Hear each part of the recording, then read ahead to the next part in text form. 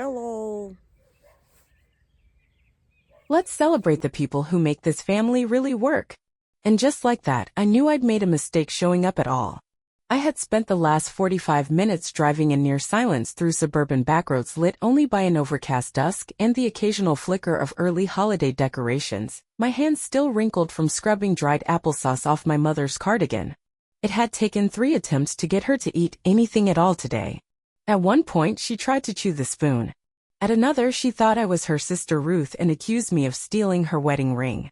By the time she fell asleep in the recliner, face tilted toward the dim light of the television, I'd already missed the first half of Thanksgiving dinner. When I finally pulled up to my sister Victoria's luxurious Tudor-style home, parked behind a fleet of imported cars and walked up the paved path she insisted be heated in winter, my nerves were buzzing but my heart was already somewhere else. I entered through the side door like I always do. The front was for guests and I was not one of them. No one greeted me when I stepped inside. I stood for a few seconds in the elegant foyer, unbuttoning my coat, listening to the murmurs of silverware and laughter drifting in from the dining room, wondering if anyone had even noticed my absence. They had. Just not in the way I'd hoped. I set the wrapped container of mashed sweet potatoes on the kitchen counter next to a spread that looked like a gourmet magazine exploded, cider brine turkey, truffle green beans, a squash gratin so delicate it looked like a painting. Someone had brought 3 different kinds of cranberry sauce. I wasn't asked about mine. When I stepped into the dining room, all the seats were already filled except one. Victoria caught sight of me and gave a tight-lipped smile, the kind that didn't quite touch her eyes. "Oh, you made it," she said, rising to kiss my cheek like she hadn't spent the last 10 years keeping me at arm's length. "We weren't sure if you'd still come. You didn't respond to the group chat." "I was busy with Mom," I said simply, not even bothering to explain that she had tried to brush her teeth with diaper cream this morning, or that she'd fallen asleep twice during her sponge bath, or that I hadn't had time to pee since 9 a.m. Victoria was already turning back to her seat, her wine glass raised with dramatic poise. "Let's all raise our glasses," she said, the faintest note of self-satisfaction lacing her voice, to the people who really make this family work. The toast was not for me. That became clear almost immediately. She went around the table, offering tailored little tributes to everyone in attendance. To her husband Darren for hosting. To cousin Felicia, who helped with the decor. To our brother Matthew for his new promotion. Even to her children, who apparently had shown tremendous maturity by giving up their iPads during dinner. Everyone clapped. Everyone smiled. Except me. I was the only one not mentioned. I waited for her eyes to find me. They didn't. Then came the beat. The pause. The false humility hiding in a knife. "Honestly," Victoria said with a casual chuckle, "next year, let's just give her a break. Let her stay home with Mom. She's more of a caregiver than family right now." Laughter rippled across the table like someone had flipped a switch. Even Darren let out a low chuckle. One of the cousins raised his wine glass like it was a roast and not an insult. And I didn't say a word. I reached for my purse slowly, deliberately. The fake leather strap was still wet from the drizzle outside, and my fingers left faint marks as I picked it up. I tucked my cloth napkin onto the untouched plate in front of me. No one had noticed I hadn't eaten, and stood. No one stopped me. Not a single person looked up as I stepped back through the dining room doorway into the echoing silence of the kitchen. I left the sweet potatoes there. I hoped the glass container shattered in the fridge. The front door was cold against my hand. The hallway behind me was filled with light and noise and people who thought themselves generous. Outside, the wind had picked up. The smell of roasted meat and cinnamon lingered on my coat. But I inhaled sharply like I needed to clear my lungs of something rotting. The drive home was quiet, too quiet. My mother's house sat like a dim silhouette on the corner of Whitmore and Briar Lane, the porch light flickering the way it always did whenever the temperature dipped below 30. The house looked the same as it had my entire life, same cracked steps, same peeling shutters, same dent in the mailbox from when Dad backed into it in '97 and blamed it on the neighbor's kid. I stepped inside, and the familiar smell hit me: mothballs, dust, and the lingering trace of lavender from my mother's old powder compact, which she still tried to use despite no longer remembering what it was for. The TV was still on, muted. One of those wildlife documentaries she always liked back when she could still follow along.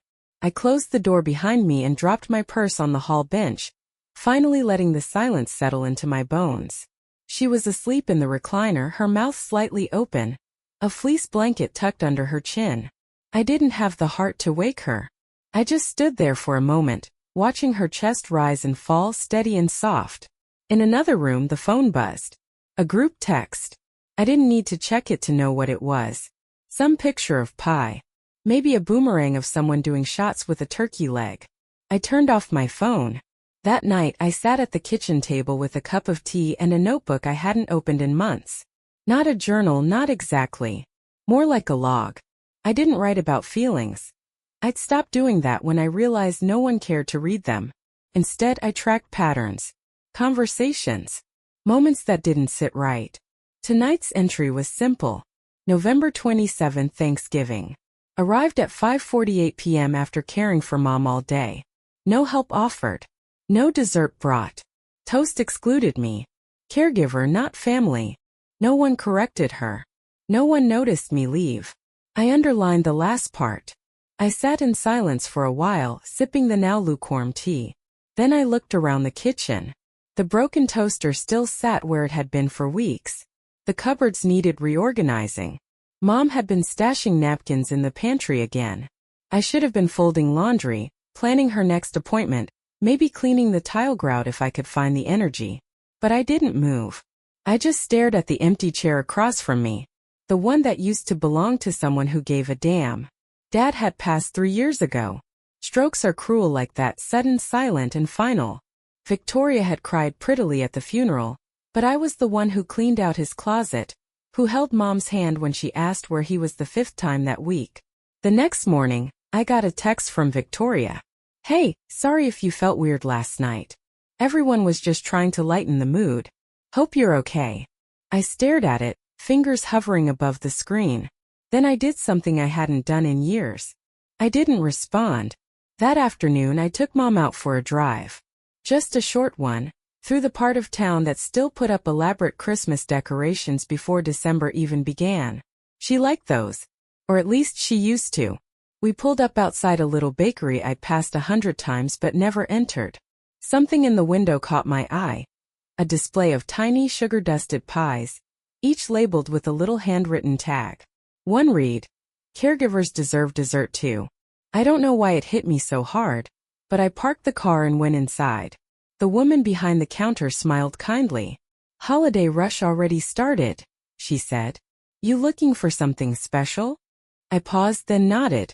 "Something just for me." Back in the car, I broke off a corner of the pie and held it up to Mom.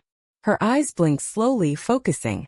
Then she smiled, just faintly, and opened her mouth. "Good?" I asked. She nodded. Then, barely above a whisper, "My girl." For a second I thought maybe she knew me again. Just a flicker.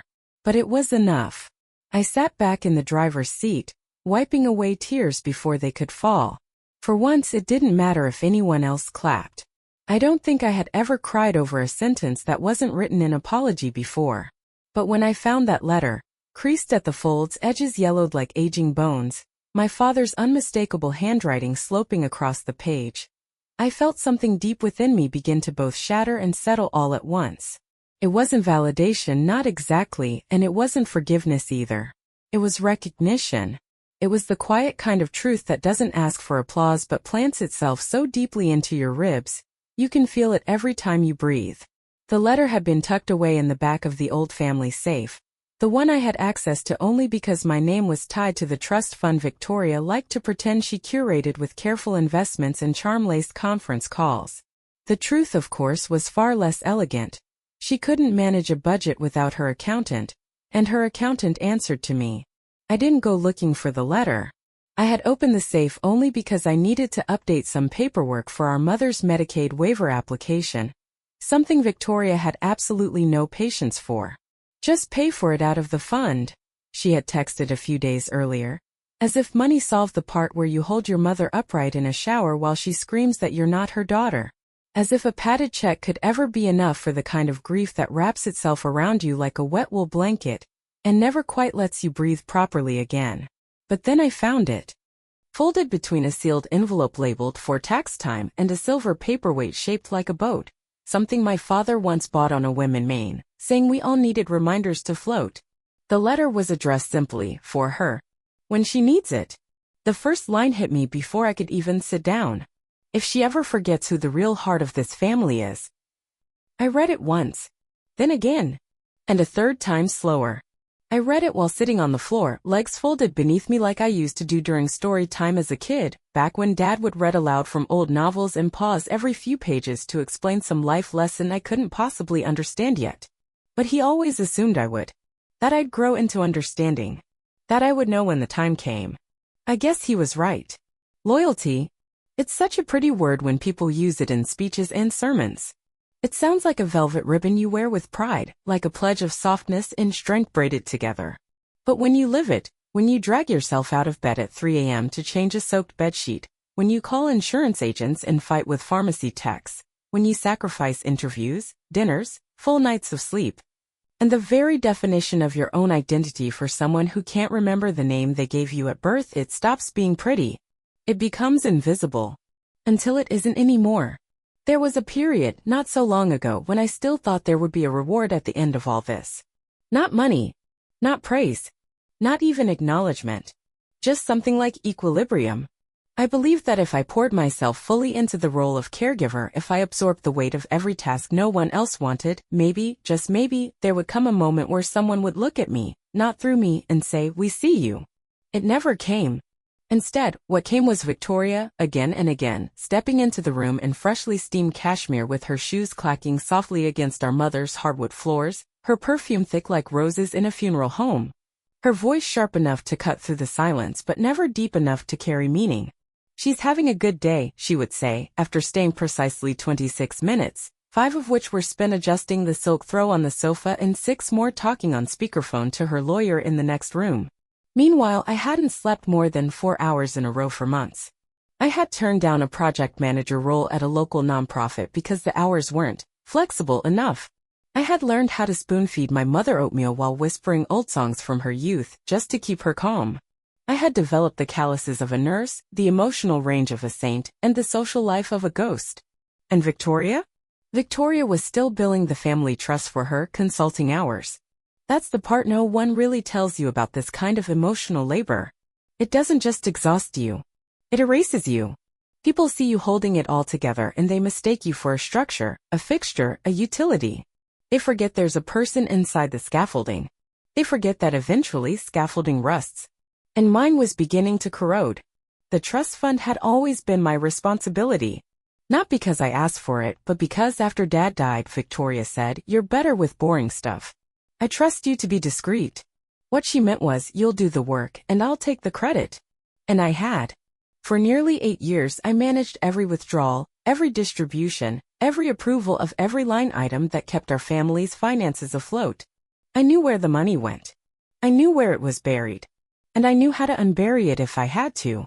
When Dad died, he had made it clear that we were to split control equally, equal votes, equal stakes, but Victoria was always too busy to review the docs. She always defaulted to my judgment. Always brushed it off as tedious. But I remembered what Dad told me in the weeks before he died. "You'll know what to do if it ever gets weird." Trust is a math equation too. People forget that.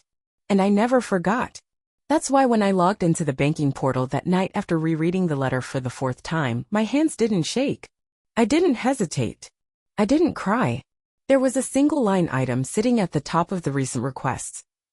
Schedule transfer, $100,000, outgoing, to Victoria Holbrook Events. A note in the memo, quarterly distribution for consulting. There hadn't been a consultation. There hadn't even been a phone call. My eyes scanned the portal. I could feel my body sitting in the chair, but everything inside me was quiet. Steady. Clear. There was a button beneath the transaction. Freeze account. It wasn't even red. Just a pale gray box, sitting there like it wasn't about to change everything. I clicked it. There was no confetti. No explosion. No confirmation email saying congratulations, you just reclaimed a piece of yourself. Just a simple status update. Transaction blocked. And just like that, the world shifted. Slightly. But permanently. The next morning Victoria called. Of course she did. I didn't answer. Instead, I sat with Mom in the kitchen, watching as she slowly stirred her tea with a spoon that made soft clinks against the ceramic. She looked up at me and smiled. "Did I ever tell you?" she said in a voice so lucid I almost didn't recognize it. How much your father loved your handwriting? I felt the breath catch in my throat. You have his hands, she added. Strong, but gentle. Like they knew things. Tears pricked behind my eyes. He used to say she's got heart. Not just sense. Heart. I reached across the table and touched her hand. You remember that? She blinked slowly then frowned. Remember what? The moment was gone. But I had felt it. And that was enough. By mid-afternoon, I had 3 missed calls and 2 texts. Victoria. Hey, something's wrong with the trust. Can you check? Victoria. I'm trying to finalize a venue contract. This can't be frozen. I didn't respond. I spent the rest of the day trimming Mom's fingernails, heating up soup, and relabeling her pillbox for the week. I replaced the batteries in the remote. I washed her hair while she cried softly, not because she was in pain but because she didn't understand why her own reflection didn't smile back. That night, when I finally sat back down at the kitchen table, I opened my laptop and drafted a formal amendment request to the family's legal trustee. I used legal language, calm and dispassionate. I referenced the letter, though I didn't attach it. I detailed my care responsibilities. I outlined my fiduciary duties. I made the case, point by point, that Victoria's role had always been ornamental, that her compensation was not only disproportionate but damaging. I ended with this line. Loyalty cannot be billed quarterly. Emotional labor may not appear on the spreadsheet, but it has its own account, and it's full. I didn't ask for applause, but I hit send. There are moments now, still quiet ones, when I wonder what this choice will cost me, because all choices have a price. And maybe I've spent too many years mistaking self-sacrifice for love. But then I remember what Dad wrote. If she ever forgets who the real heart of this family is. Silence has never been just the absence of noise in this family. It's been a language. One my sister Victoria speaks fluently. One I learned by immersion. It's the way no one mentions birthdays unless there's a party to photograph. It's how no one asks how I'm sleeping, even though they all know I haven't had a full night in months. It's how Mom's decline exists only in euphemism. She's having episodes, while I'm left bathing her with trembling hands and telling her, again and again, that I'm not a nurse, just her daughter. So when there was silence in the group chat for 3 days after I froze the trust transaction, I didn't find it strange. I found it deliberate. They weren't stunned. They weren't confused. They were calculating. The 4th morning broke with sleet hammering the window panes like someone needed to make sure I was awake. I'd already been up for 2 hours, coaxing Mom to take her medication and spooning lukewarm cereal into her mouth while she wept about not finding her wedding ring. The same ring she had thrown away in the bathroom trash 3 weeks ago because she was convinced it was haunted. My sweatshirt stuck to my skin with the sweat of exhaustion and the smell of medication. The entire house hummed with the quiet ache of a place held together by threadbare patience. I had just settled her into her armchair and turned on the soft jazz channel she sometimes responded to when my phone, left forgotten on the kitchen counter, began buzzing with the kind of urgency that felt more choreographed than concerned. It started with one message. Matthew brother, hey weird Q. Are you having issues logging into the trust portal? Then another. Cousin Angela. Is the site down? I was going to submit my rental invoice. Then like floodgates opening, the group chat roared to life. Victoria. I'm trying to access the account. Getting some sort of access restriction? Can someone check? Felicia. Same. Is there an outage or something? Matthew again. Did someone trigger a security flag? I thought we were all approved for Q4 access. For a second I stared at the screen, watching the blue dots of someone typing, then stopping, then starting again. I could picture the frenzy, the frantic texts flying between them on the side, the quiet panic behind their glossy veneers of concern. I didn't respond. Not yet. Let them wonder what silence feels like when they're on the receiving end. By early afternoon, the phone calls began. I let the first 3 go to voicemail. I listened to my brother's message in full, concerned but coded, his voice carefully measured, like a man walking through a room filled with glass. Then came Victoria. Her name flashed across the screen just as I was cutting the crusts off Mom's sandwich, the knife trembling slightly in my tired hand. The call rang 4 times before I answered. "Hi," she said, voice falsely bright, stretched so thin it was practically transparent. "Weird question, did you do something about the trust?" I stood there, phone cradled against my shoulder, the sound of my mother humming a broken melody behind me. "No," I replied, letting each word land like a stone on a calm lake. "I didn't do something to the trust." There was a pause, the kind that speaks in ellipses. "I did something for my mom," I continued, making no effort to soften the truth. "That's more than I can say for anyone else." She exhaled. It wasn't a sigh, it was a leak, the sound a balloon makes when it's deflating in slow motion. "Look, I didn't know you were going to. Didn't know I was going to what?" I asked, finally letting my voice carry some weight. "Stop paying for your ski trips with money Dad set aside for Mom's hospice care?" Another pause. A shift. That flicker of panic when a person realizes you know more than they wanted you to. "I thought," she started, but the words tangled like wires. "We've always shared responsibilities." I laughed, not because it was funny, but because it was the only thing left between screaming and sobbing. "No," I said slowly. "I've shouldered the responsibilities. You've just enjoyed the benefits." She didn't argue. She just hung up.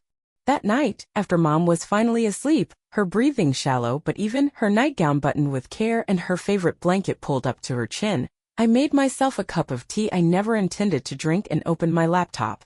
The portal still showed the frozen status. The trust had been untouched since I had clicked that one little button. I scrolled through the ledger. Page after page of family reimbursements, all categorized under vague titles like travel assistance, remote caregiving support, and emotional maintenance. Victoria had been pulling almost $10,000 every quarter for over 2 years. Not a single note showed her paying for an aide, a medical supply, or even gas to visit Mom. She had taken the phrase caregiving and used it to fund spa treatments in Aspen. And no one questioned it. Because I hadn't said anything. Because I was the quiet one. The helper. The one who could be trusted to keep the peace, even if it killed her. I thought the firestorm had passed. But fire doesn't just burn. It spreads. The next day, I received a text from my friend Eliza, who also happened to be one of the sharpest lawyers I knew and the only person outside the family who had seen the kind of math gymnastics Victoria performed with the trust. "Eliza, heads up. Just got a ping. Your sister's trying to challenge your authority. She's filing a claim with the family trustee." My stomach didn't drop. It clenched. I stared at the screen as if I could will it to change. But it didn't. "Eliza, her claim is based on misuse of funds and mental fatigue. She's arguing you're unfit to manage financial decisions due to stress." I could have laughed. She was using my burnout, the same burnout caused by caring for the mother she ignores, as evidence I was unstable. "Eliza, but I reviewed the digital trail. Every transaction, every signed document, every approval you've kept, your documentation is airtight." My eyes blurred with the heat of tears. I hadn't earned the time to cry. "Eliza, let her come for you. I'll be standing right next to you." The legal process began quickly. Victoria had influence, and she knew how to manipulate perception. Within 48 hours, the trustee's office had sent a formal inquiry. A standard formality, they said. A non-invasive review. Nothing to worry about. But I knew better. Because when families use lawyers instead of words, the wound is already past the point of healing. Over the next few days, I submitted everything: my logs, my spreadsheets, my saved emails, and Dad's handwritten letter, which I scanned and uploaded even though it physically pained me to part with the original, even digitally. The letter was the only weapon I had that didn't rely on spreadsheets or line items. It was heart. It was memory. It was Dad's truth recorded in ink. Victoria didn't call again. She didn't message either. But the silence was louder this time, thicker, darker. It curled around my days like smoke, seeping into my sleep, into the gaps between conversations with nurses and the endless refills of prescriptions that no longer did much but prolonged the inevitable. Every time the phone buzzed, I jumped. Every time I opened the mailbox, I half expected a legal summons. But it never came. What came instead was a final notice from the trustee. Claim denied. Primary managerial authority remains with current POA. No further review necessary. At the bottom of the email there was a single sentence that nearly undid me. Your documentation demonstrates a consistent pattern of advocacy and care. The trust has been honored in its original intent. That night, I didn't make tea. I didn't work on spreadsheets. I sat beside my mother and took her hand, even though she didn't know who I was that day. Even though she thought I was the neighbor girl who used to help her with groceries. I held her hand anyway. Because love doesn't need recognition to be real. And loyalty, true loyalty, doesn't bill by the hour. In the weeks that followed, the group chat went mostly dark. Every now and then, someone would send a meme or family photo with a caption so neutral it was practically sterile. No one mentioned the review. No one apologized. No one even asked how mom was doing.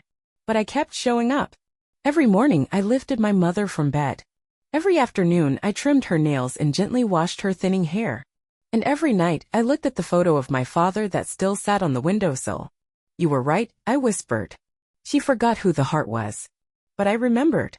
It began the way these things always do in my family, not with a sincere apology, not with a knock at the door or a letter thick with remorse, but with a curated Instagram post. Victoria, radiant in a fall-themed wrap coat, her hair curled just enough to look effortless, standing beside a golden retriever that definitely wasn't hers, captioned, "Family is everything. So grateful for the people who hold us up when we need it most." There were no tags. No context. Just a hazy implication that somehow she was the victim. Somehow she'd been held. Upheld. Forgiven. And I was supposed to be grateful for the honor of being part of her redemption arc. I scrolled past it without liking. Without feeling anything except a very specific kind of exhaustion that lives somewhere behind your eyes when you've spent months holding a life together that no one else sees unraveling. It wasn't until later that afternoon that she texted. "Victoria, hey. I've been doing some thinking. Can we talk?" "Victoria, no lawyers. Just us." "Victoria, please." I stared at the messages while standing over the kitchen counter, ladling vegetable broth into a cup for Mom, who hadn't eaten solid food in days. Her hands trembled now, fingers curling inward, as if her body was trying to fold itself away, like a letter no longer meant to be read. Her voice had mostly faded, her responses coming in sighs or hums or on rare days, single words. "Talk," she said that morning when I asked if she wanted to go outside. Just one word. But it had felt like everything. So no. I wasn't rushing to talk with my sister. Not just yet. Later that week, the apology arrived. Not through whispered phone calls or late-night confessions. Not through private words meant to rebuild broken bridges. No. It came via a group email. Subject line, "Restoring our family." I opened it without expectation.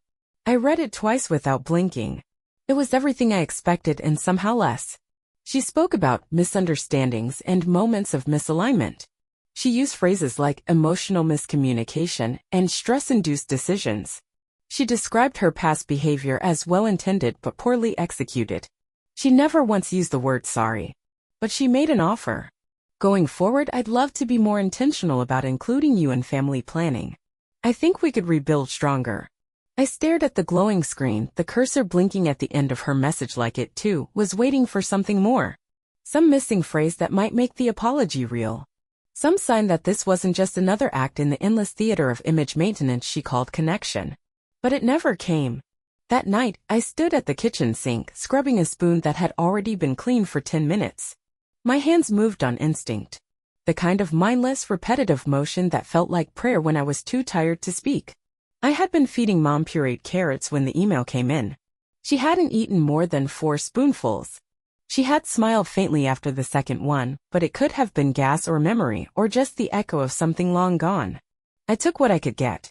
In the living room, the television played a nature documentary on mute. Snow foxes running across a field of white so endless it looked like sky. I thought about all the ways people try to clean their conscience without dirtying their hands. And I thought about the trust fund. Still frozen. Still mine to manage. Still unspoken in Victoria's email, like a shameful family secret no one wanted to acknowledge. A week passed. Then 2. The holidays approached slowly, like something heavy being dragged across the floor. The invitations came, digital embossed, perfectly worded requests to attend dinners, charity events, and one intimate winter brunch that promised sister time. I declined each one. Politely. Silently. Then on a Monday morning thick with frost and quiet, I made the call that would end the game entirely. I had been sitting beside Mom, gently stroking the soft skin on the back of her hand, when the idea clicked fully into place. I had known it was the right move for weeks, but something in me had still been holding space for Victoria to get it. Not just legally. Not just financially. But emotionally. Spiritually. Humanly. She didn't. So I dialed Eliza. "Eliza," I said, my voice steady but firm, the same tone I used when telling doctors Mom didn't tolerate certain medications. "I don't want the trust frozen anymore." There was a pause. Eliza, smart enough to know better than to celebrate too soon, waited. "I want it reassigned," I continued, watching as my mother turned her head slightly toward the window, eyes fluttering beneath closed lids. "I want the full trust legally transferred into a long-term care account. Dedicated. Irrevocable. For Mom. Only Mom." Eliza let out a low whistle. "You're sure?" "Yes," I said. "It was always supposed to be hers anyway. Not a family ATM. Not a lifestyle subsidy. Not a way to fund vacations and brunches," and whispered contempt. There was silence on the other end. "Then, I'll start the paperwork today." The legal transition took 4 weeks. During that time, Victoria tried everything. She sent flowers, 2 deliveries, one of which wilted before I brought it inside. She posted nostalgic photos from childhood on her social media with captions like, "The bond between sisters can't be broken." She asked mutual friends to reach out on her behalf. She even showed up, once on the front porch in the snow, wrapped in a coat far too thin for the weather, her mascara slightly smudged as if she had tried to cry but hadn't quite committed to it. I opened the door halfway. She didn't ask about Mom. She asked about the money. "I know what you're doing," she said, voice low and urgent, the way she used to whisper secrets at sleepovers when we were kids. "But this doesn't help. You think you're punishing me, but you're really just making it impossible to move forward." I blinked. "No," I said slowly, clearly. "I'm not punishing anyone. I'm just choosing to stop sponsoring disrespect." Her lips parted slightly, like she wanted to argue. But she didn't. She left 5 minutes later. The snow swallowed her footsteps before the wind could carry her apology. 2 weeks after that, the final alert came in. Subject line: Trust fund permanently restructured, account confirmation enclosed. I had just finished feeding Mom a small bowl of tomato soup. She had eaten half of it. Her lips were stained red, and she looked vaguely amused by the shape of the spoon. Her eyes fluttered when I kissed her forehead. She didn't know me, but she trusted me. That was enough. I set the bowl down, picked up my phone, and opened the email. At the bottom of the screen was the line I had been waiting for. "All existing discretionary family access has been formally revoked. Long-term care allocation finalized." I stared at it for a moment, letting the weight of it settle into the space behind my ribs. Then I smiled. Not because I'd won, but because, finally, the money was doing what it was meant to do: protect the only person who ever tried to protect me. We sat in the dim kitchen light for a while longer. No one knocked. No one called. No group chat buzzed with new plans or shallow invitations. Just the steady, soft sound of Mom's breathing.